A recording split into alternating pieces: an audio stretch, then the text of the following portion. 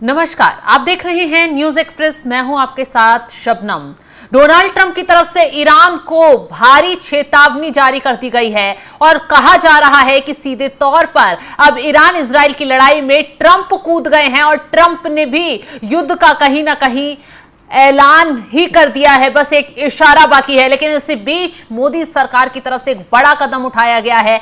Iran में फंसे भारतीयों को निकालने के लिए मोदी सरकार ने ऑपरेशन सिंधु चलाया है, जिसके तहत आधी रात 110 भारतीय छात्रों को ईरान से सेफ निकाला गया और उन्हें दिल्ली तक पहुंचाया गया। बताया जा रहा है कि इस जो पूरा मिशन था, इसमें 10,000 से ज्यादा अभी लोग, भारतीय लोग जो हैं वो ईरान में फंसे हुए हैं और उन्हें निकालने के लिए इस मिशन को आगे जारी रखा जाएगा और जत्थे वाइज इन लोगों को यहां लाया जाएगा। लेकिन बड़ी खबर इस वक्त यही आ रही है कि ईरान और इजराइल के बीच जारी जंग में लगातार भीषण तबाही मची हुई है। इजराइल जहां ईरान की राजधानी तेहरान, न्यूक्लियर साइट, अन्य सैन्य ठिकानों को टारगेट कर रहा है, वहीं ईरान भी इजराइल में सैन्य ठिकानों को तबाह करने में लगा हुआ है। ऐसे में ईरान की तरफ से इजराइल के लोकल एरियो को भी निशाना बनाया जा रहा है। अस्पतालों में मिसाइलें दाग दी जा रही हैं,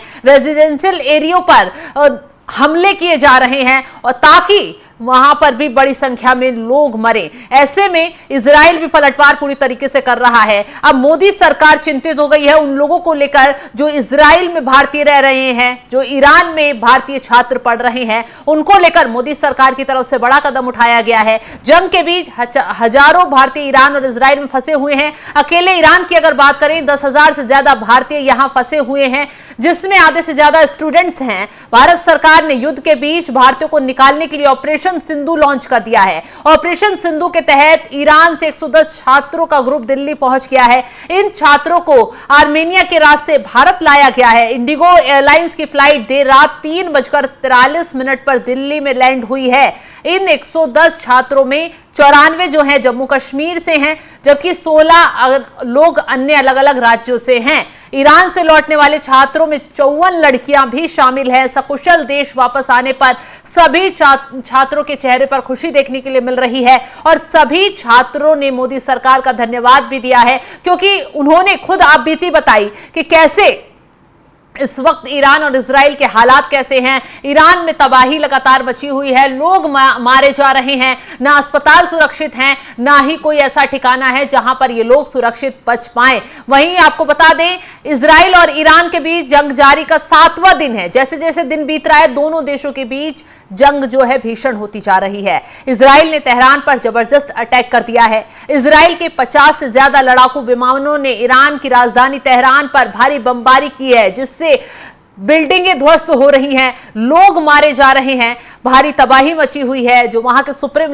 लीडर हैं खामेनेई, वो बंकर में जाकर छुपकर बैठ गए हैं। सेना को पूरी कमान दे दी गई है। इजराइल की एयरफोर्स ने तेहरान और उसके आसपास कराज में ईरान की न्यूक्लियर साइट को निशाना बनाया है। इन दोनों ही न्यूक्लियर फैसिलिटीज में ईरान यूरेनियम एनरिचमेंट में इस्तेमाल होने वाले सेंट्रीफ्यूज बनाता है। ईरान सेना ने दावा कर दिया है कि 25 फाइटर जेट ने ईरान के वेस्टर्न सिटी करम शाह में ईरान के 5 अटैक हेलीकॉप्टर को बर्बाद कर दिया है। यानी कि दोनों तरफ से वार पलटवार तेजी से चल रहा है और इजराइल जो है वो ईरान पर टारगेट कर हमले कर रहा है, उसके एयरबेस को उड़ा रहा है। जहां उसके विमान तैनात हैं उन जगहों को नष्ट किया जा रहा है, जहां उसके हथियार हैं उन जगहों को टारगेट किया जा रहा है और उन जगहों को टारगेट किया जा रहा है जहां इसके बड़े बड़े टॉप सैन्य अधिकारी मौजूद हैं। सभी जो परमाणु हथियार बनाने वाले वैज्ञानिक थे, उनमें से कई वैज्ञानिकों को इजराइल ने मार गिराया है। टारगेट कर इजराइल पूरी तरीके से हमले कर रहा है, लेकिन ईरान जो है ताबड़तोड़ तरीके से मिसाइलें कहीं पर भी दाग दे रहा है, जिससे इजराइल में भी भारी तबाही मची हुई है। और कहा तो अब यह भी जा रहा है कि ईरान की तरफ से फतेह-1 सुपरसोनिक मिसाइल को भी दाग दिया गया है। ये वो मिसाइल है जो तबाही इजराइल में मचा रही है और इजराइल का एयर डिफेंस सिस्टम जो है ईरान के मिसाइलों को रोक नहीं पा रहा। कहा जा रहा है कि 40 से ज्यादा ये मिसाइलें ताबड़तोड़ तरीके से वार किए गए हैं। एयर डिफेंस सिस्टम भी फेल हो गया है ईरान के मिसाइलों के आगे। और वहीं दूसरी तरफ ट्रंप तैयार बैठे हैं। ट्रंप की तरफ से ये तो जरूर कह दिया गया है कि ईरान अगर नहीं रुका, ईरान अपने परमाणु कार्यक्रम को रद्द करने पर राजी नहीं हुआ तो उसे अंजाम भुगतना पड़ जाएगा। अब कहा जा रहा है कि ईरान की तरफ से हमले जो किए जा रहे हैं इसका पलटवार अमेरिका की तरफ से अब दिया जा सकता है, क्योंकि अमेरिका और डोनाल्ड ट्रंप जो है भारी गुस्से में हैं, क्योंकि ईरान उनकी बात मानने के लिए कहीं से कहीं तैयार नहीं हो रहा है।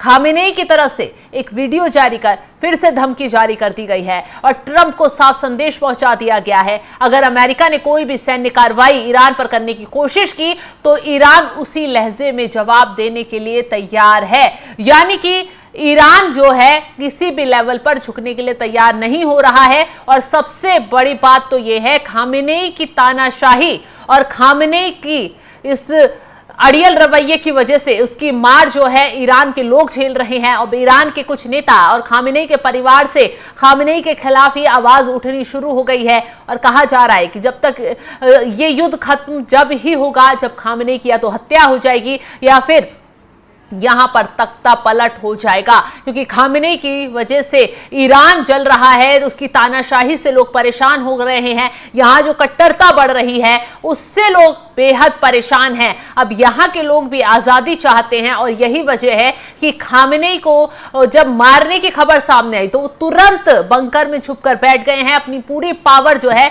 सेना को सौंप दी है। अब देखना यह होगा कि इस मामले को लेकर क्या कुछ आगे अमेरिका की तरफ से कदम उठाया जाता है, ईरान की तरफ से क्या कुछ पलटवार किया जाता है। इस वक्त मिडिल ईस्ट जो है वो धधक रहा है। जो ईरान के एयरबेसेस हैं, तेहरान है और जो मेन शहर हैं वो धुआं धुआं इस वक्त हो चुके हैं इजराइल के हमले से। और अमेरिकी ट्रंप ने भी अब बड़ा कदम उठाते हुए पाकिस्तान को अपने साथ कर लिया है। वही पाकिस्तान जो कुछ वक्त पहले ईरान के साथ था, जो ईरान के लिए लड़ने के लिए तैयार हो रहा था और कह रहा था अगर इजराइल ने ईरान पर हमले बंद नहीं किए और परमाणु हमला अगर कर दिया तो पाकिस्तान भी ईरान के समर्थन में उतरकर इजराइल पर अपने परमाणु हथियार छोड़ देगा। तो ऐसे में ट्रंप की तरफ से नब्ज दबाई गई पाकिस्तान की। मुनीर को तुरंत अमेरिका बुलाया गया और 24 घंटे के अंदर पाकिस्तान इस बात से मुकरता नजर आया,